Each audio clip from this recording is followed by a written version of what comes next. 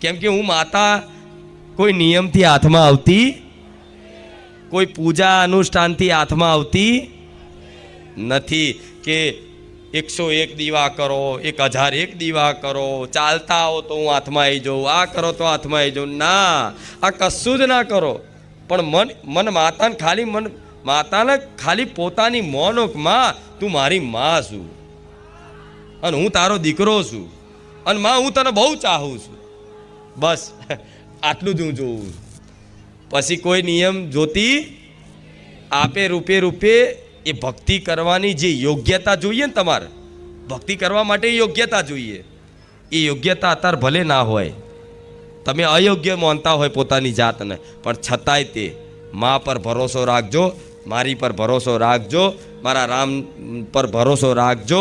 આપે રૂપે ધીરે ધીરે ભક્તિ કરવા લાયક યોગ્યતા